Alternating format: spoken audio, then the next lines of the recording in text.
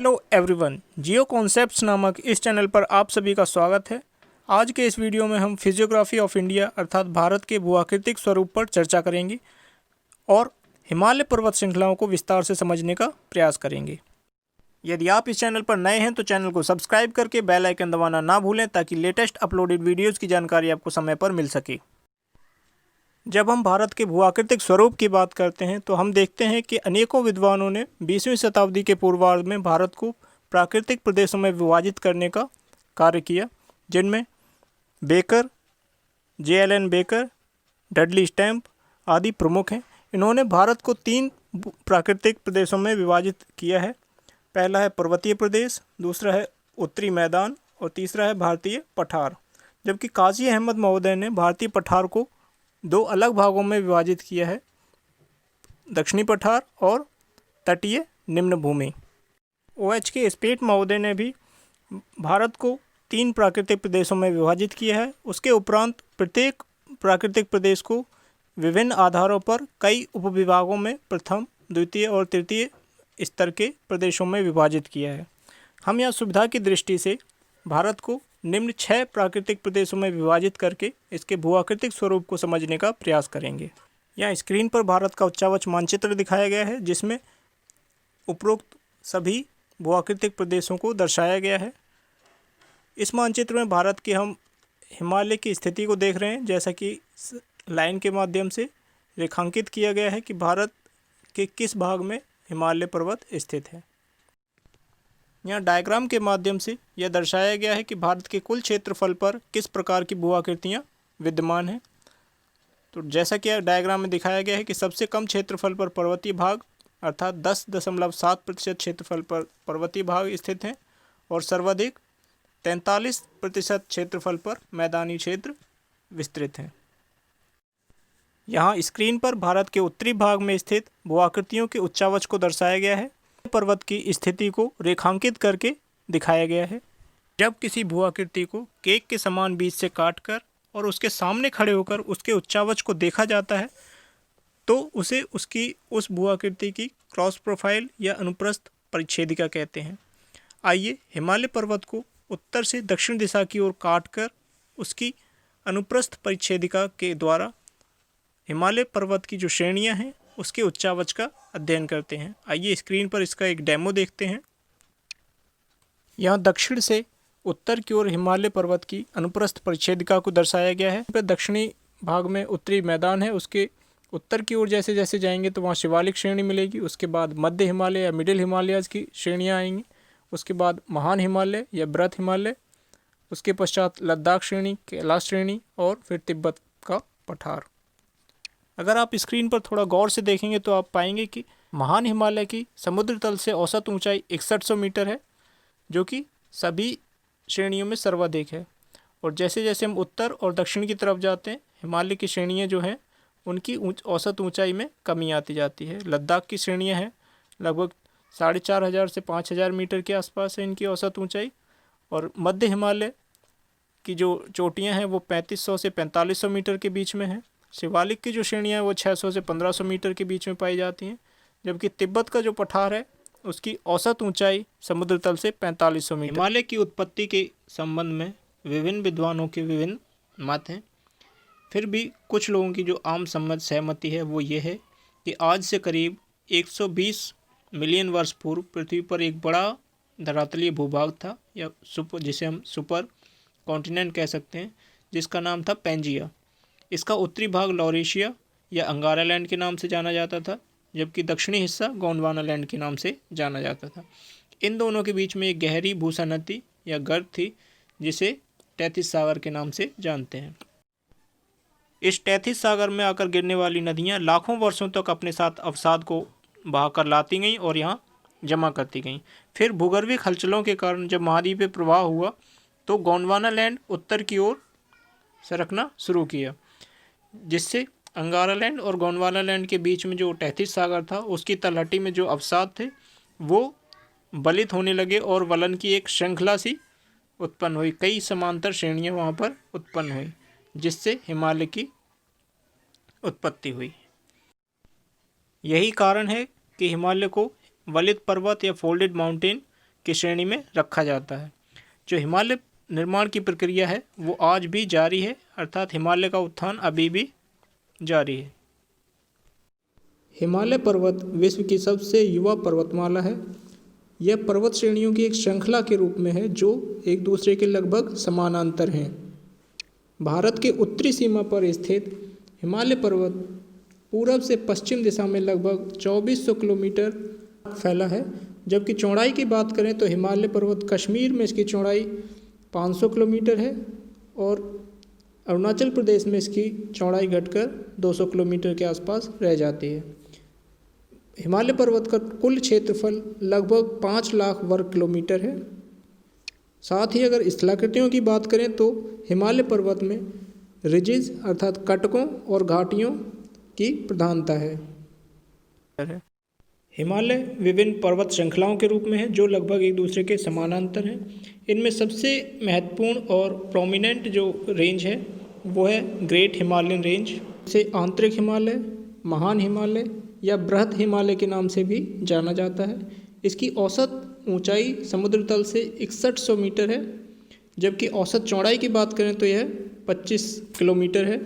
चाप के आकार की यह पर्वत श्रृंखला दक्षिण की ओर उत्तल है। यह विश्व की सबसे सतत पर्वत श्रृंखलाओं में से एक है। इसका दक्षिणी ढाल खड़ा हुआ है जबकि उत्तरी ढाल मंद है। इस श्रेणी में विश्व की सबसे ऊंची चोटियां शामिल हैं। लगभग 40 चोटियां 7000 मीटर से ऊंची हैं, जबकि कुछ चोटियां 8000 मीटर से भी ऊंची हैं। यहाँ पर स्थित एवरेस्ट चोटी को सन 1852 में विश्व की सबसे ऊंची चोटी होने का दर्जा दिया गया। सन 1865 में इसका नाम सर जॉर्ज एवरेस्ट, जिन्होंने सर्वप्रथम इस चोटी को मानचित्र पर चिन्हित किया था, उनके सम्मान में इसका नाम माउंट एवरेस्ट रख दिया गया। इस चोटी को पहले पीक 15 के नाम से जाना जाता था तथा नेपाल में इसका नाम सागरमाथा और तिब्बतन में से चोमलुंगमा के नाम से जानते हैं। इसके अलावा कंचनजुंगा, मकालू, धौलागिरी, ल्हात्से, नंगा पर्वत आदि कुछ अन्य महत्वपूर्ण चोटियां हैं। महान हिमालय के दक्षिण में मध्य हिमालय स्थित है। यह पर्वत श्रृंखला मध्य हिमालय या लघु हिमालय के नाम से जानी जाती है। इसे मिडिल हिमालयन या लेसर हिमालय भी कहते हैं। इसकी औसत ऊंचाई समुद्र तल से 3500 मीटर से 4500 मीटर के बीच पाई जाती है। इसकी चौड़ाई 60 किलोमीटर से 80 किलोमीटर तक है। जब हम ढाल की बात करते हैं तो मध्य हिमालय का दक्षिणी ढाल है वो बहुत तीव्र है और वनस्पति रहित है, जबकि उत्तरी ढाल मंद और वनाच्छादित है। चोटियों की बात करें तो अधिकांश चोटियां यहाँ की समुद्र तल से 5050 मीटर ऊंची हैं, जो सदाबर्फ से ढकी रहती हैं। मध्य हिमालय में श्रेणियों की बात करें या रेंजेस की बात करें तो यहाँ कई रेंजेस पाई जाती हैं, जैसे पीर पंचाल, धौलाधार, मसूरी रेंज, नागटिब्बा, महाभारत लेक आदि मुख्य पर्वत श्रेणियाँ हैं। यहाँ के दर्रों की बात करें तो पीर पंचाल जिसकी ऊंचाई 3480 मीटर, बिडिल जिसकी ऊंचाई 4270 मीटर, गुलाबघर दर्रा जिसकी ऊंचाई 3812 मीटर है, जबकि बेनिहाल दर्रा जिसकी ऊंचाई 2835 मीटर है। ये यहाँ के प्रमुख दर्रे हैं। मिडिल हिमालय में बहुत से ऐसे स्वास्थ्यवर्धक स्थान हैं जिनकी स्थापना ब्रिटिश काल में ब्रिटिशर्स द्वारा की गई थी। ये महत्वपूर्ण हिल स्टेशन या फिर कैपिटल सिटीज़ भी हैं, जैसे इनमें प्रमुख हैं शिमला, धर्मशाला, डलहौजी, मसूरी, नैनीताल, चकराता, रानीखेत, अल्मोड़ा आदि महत्वपूर्ण हिल स्टेशन हैं जो मध्य हिमालय में स्थित हैं। इसके अलावा यहाँ पे कुछ घाटियाँ भी पाई जाती हैं, जैसे कश्मीर घाटी, कांगड़ा घाटी, कुल्लू घाटी, काठमांडू घाटी आदि प्रमुख घाटियाँ यहाँ पर स्थित हैं। मध्य हिमालय के दक्षिण में शिवालिक पर्वत श्रेणी स्थित है। इसे बाह्य हिमालय या फिर आउटर हिमालय के नाम से भी जाना जाता है, क्योंकि यह हिमालय का सबसे बाहरी श्रेणी है।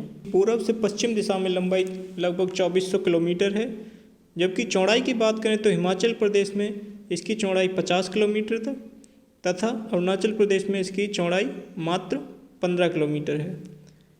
शिवालिक की अधिकांश पर्वत श्रृंखलाएं 600 से 1500 मीटर की ऊंचाई तक पाई जाती हैं। शिवालिक पर्वत श्रेणी में इसकी उत्तरी ढाल कम ढालनुमा है अर्थात मंद है, जबकि दक्षिणी जो ढाल है वो अधिक तीव्र है, जिसके कारण इसकी स्थिति हॉगबैक की तरह दिखाई देती है। शिवालिक का निर्माण नदियों के द्वारा बहाकर लाई गई अवसाद व पेबल्स तथा कॉन्ग्लोमरेट्स आदि पदार्थों से हुई है। शिवालिक को अलग अलग क्षेत्रों में अलग अलग नाम से जाना जाता है, जैसे जम्मू हिल जम्मू कश्मीर में, अरुणाचल प्रदेश में डफला, मिरी, अबोर, मिशमी हिल, जबकि उत्तराखंड में दुंदवा श्रेणी, जबकि नेपाल में चूरिया घाट पहाड़ियों के नाम से इसको जाना जाता है। शिवालिक की उत्पत्ति हिमालय के बाद हुई, जिससे हिमालय से आने वाली नदियों के मार्ग को इसने रोक दिया। परिणाम यह हुआ कि वहाँ पर कुछ अस्थायी झीलें बन गईं और इन झीलों में नदियों के द्वारा लगातार अवसाद जमा होता गया। फिर जब इन नदियों ने शिवालिक को काट कर अपना रास्ता बना लिया, तब झीलों का सारा पानी तो बह गया और परिणाम स्वरूप पीछे अवसादों का एक समतल मैदान छूट गया। इन्हीं समतल मैदानों को पश्चिम में दून और पूर्व में द्वार के नाम से जाना जाता है। देहरादून, पाटली दून, कोठरी दून, चुंबी आदि ऐसे ही दूनों के उदाहरण हैं। महान हिमालय के उत्तर की ओर बात करें तो वहाँ भी हिमालय पर्वत की श्रृंखलाएं पाई जाती हैं, जिसे संयुक्त रूप से ट्रांस हिमालयन रेंजेस या तिब्बतन हिमालय के नाम से जाना जाता है। जैसे जैसे हम हिमालय पर्वत से उत्तर की तरफ बढ़ेंगे तो हमें सबसे पहले जांस्कर रेंज मिलेगी, जैसा कि आपको स्क्रीन पर दिखाया जा रहा है। इसके बाद लद्दाख रेंज आएगी, जो कि स्क्रीन पर आपको दिखाई दे रही है। जैसे कि यहाँ लद्दाख रेंज और जांस्कर रेंज पे अगर आप फ़ोटोज़ में अगर थोड़ा गौर से देखें तो आप पाएंगे कि यहाँ की जो टोपोग्राफी है वो पूरी तरह से बंजर है। वहाँ किसी भी तरह की वनस्पति का आवरण आपको देखने को नहीं मिलेगा। वनस्पति या हरियाली सिर्फ आपको उन्हीं जगह पे मिलेगी जहाँ पानी की उपस्थिति होगी। जैसा कि आप फ़ोटो में देख पा रहे हैं कि नदी के किनारे किनारे वाला क्षेत्र ही ऐसा है जहाँ पर आपको वनस्पति दिखाई दे रही है, अदरवाइज़ किसी भी एरिया में आपको वनस्पति का आवरण देखने को नहीं मिलेगा। कि और उत्तर में चलेंगे तो वहाँ पर काराकोरम रेंज आपको दिखाई देगी, या काराकोरम श्रेणी, जिसे कृष्णागिरी के नाम से भी जाना जाता है। यहाँ की अगर टोपोग्राफी और रफ या जिसे कहें ऊबड़ खाबड़ धरातल यहाँ देखने को आपको मिलेगा। यहाँ की महत्वपूर्ण चोटियाँ हैं K2, जिसे गॉडविन ऑस्टिन के नाम से भी जानते हैं, जिसकी ऊंचाई 8611 मीटर है। यह भारत की सर्वोच्च चोटी है।